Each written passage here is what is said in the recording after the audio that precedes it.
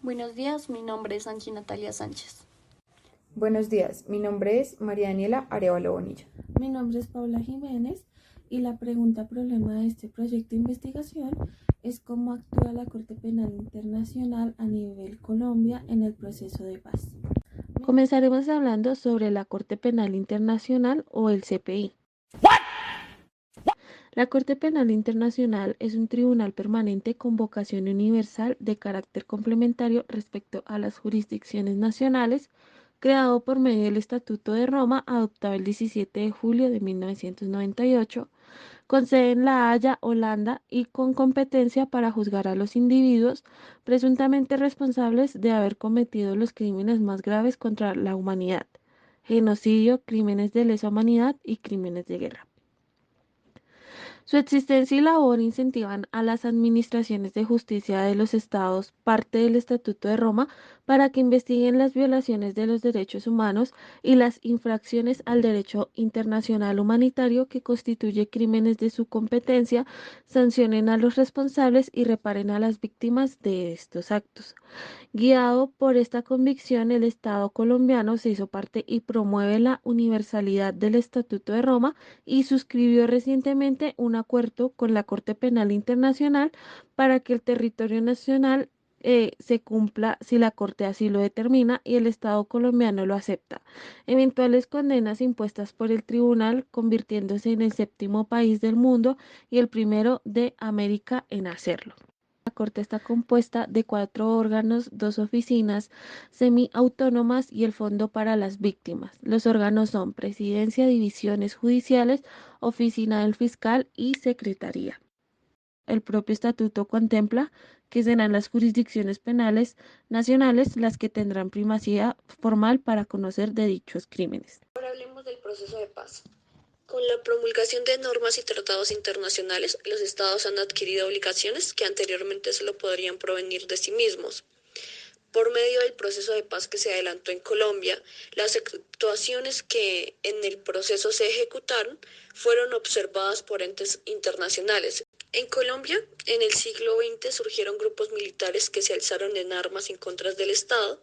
Según la Comisión Histórica del Conflicto y sus Víctimas, desde 1964 se fundó un grupo denominado FARC.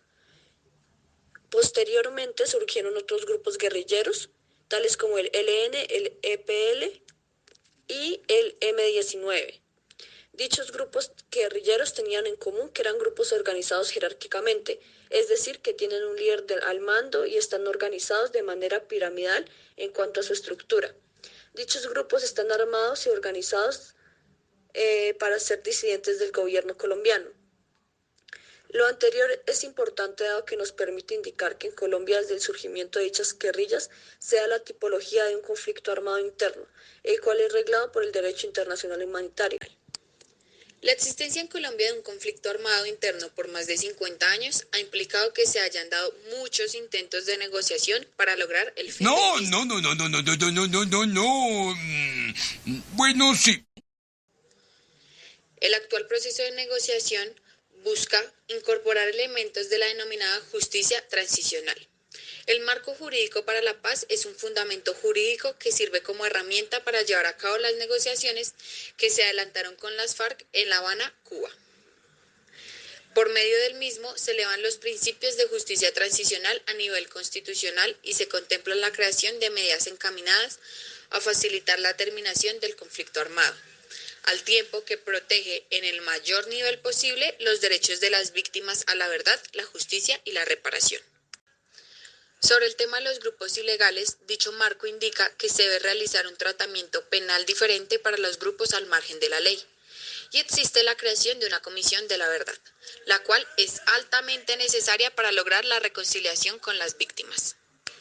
De igual forma, el acuerdo está vigilado por el fiscal de la Corte Penal Internacional, que en el 2004 abrió un informe preliminar sobre el caso de Colombia.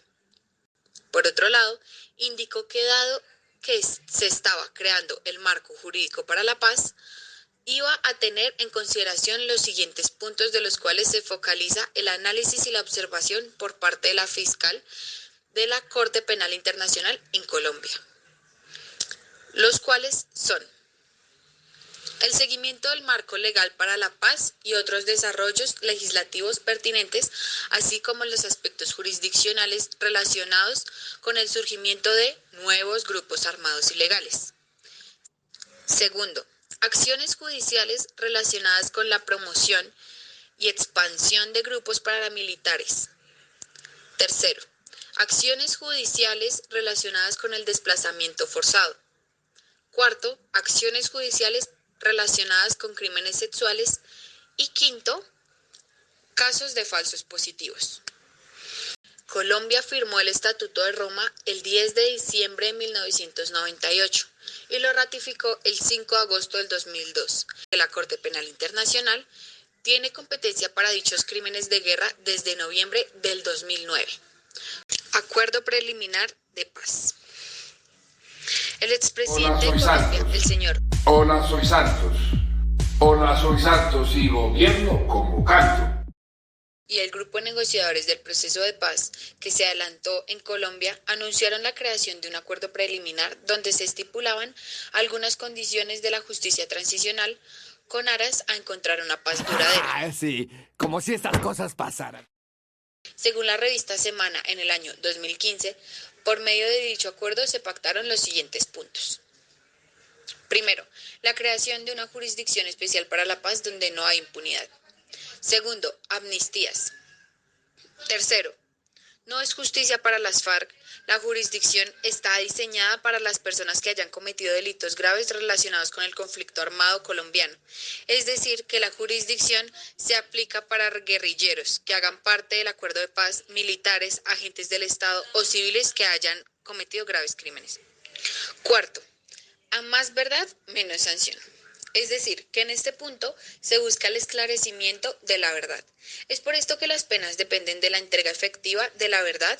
En ese orden de ideas, las personas que aporten una verdad exhaustiva y detallada sobre los hechos cometidos podrán recibir sanciones restaurativas y una restricción efectiva de su libertad entre 5 y 8 años. Otro punto de este acuerdo preliminar indica que solo es para el conflicto armado, que no habrá extradición y que habrá participación política, es decir, que las partes en el conflicto indicaron que darán apertura política a los integrantes de las FARC. Respecto a la creación de la Jurisdicción Especial para la Paz. El marco normativo de la JEP está sujeta a un régimen legal propio y administra justicia de manera transitoria, independiente y autónoma. Conoce las conductas cometidas con relación directa o indirecta del conflicto armado por quienes participaron en el mismo, y en especial respecto a conductas consideradas como graves infracciones al derecho internacional humanitario o graves violaciones a los derechos humanos. La JEP constituye el componente de justicia del Sistema Integral de Verdad, Justicia, Reparación y No Repetición, creado por el Acto Legislativo 1 del 2017, por medio del cual se crea un título de disposiciones transitorias de la Constitución para la terminación del conflicto armado y la construcción de una paz estable y duradera, y se dictan otras disposiciones. Además de este acto, debe tenerse en cuenta lo dispuesto por el Acto Legislativo 2 del mismo año, por medio del cual se adiciona un artículo transitorio a la Constitución con el propósito de dar estabilidad y seguridad jurídica al acuerdo final para la terminación del conflicto y la construcción de una paz estable y duradera. Por último, también está constituido por las siguientes leyes. Ley 1922 del 2018, que es la ley del procedimiento de la JEP, por medio de la cual se adoptan unas reglas de procedimiento para la Jurisdicción Especial para la Paz. La Ley 1820 del 2016, que es la Ley de Amnistía o Indulto, por medio de la cual se dictan disposiciones sobre amnistía o indulto y tratamientos especiales y otras disposiciones.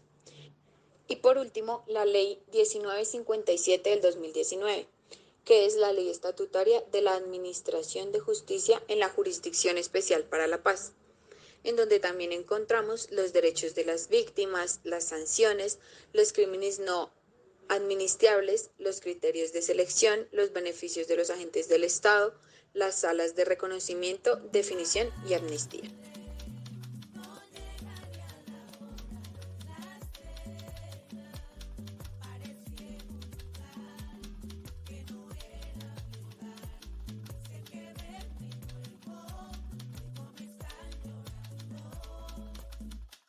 vio el monstruo que acecha, el que despoja las tierras y el que pudre las cosechas. Tiene la mirada fría y carece de empatía. Su apetito es insaciable, tiene la panza vacía. No cree en edades, ni dogmas, ni formas, ni normas. Destruye lo que ve y no se conforma. Solo obedece intereses económicos. Infunde el miedo y entierra a soldados anónimos. Hermanos y otras madres que salieron de sus casas. Se fueron hace un día y hace años que no abrazan. Ese monstruo llegó al cañaruzal. Quiso azúcar de la vida y dejó peste con cal. ¿Por qué ser otro desaparecido? ¿Por qué darlo todo por perdido? ¿Por qué cambiar mi nombre y apellido? ¿O me quieren pasar por falso positivo?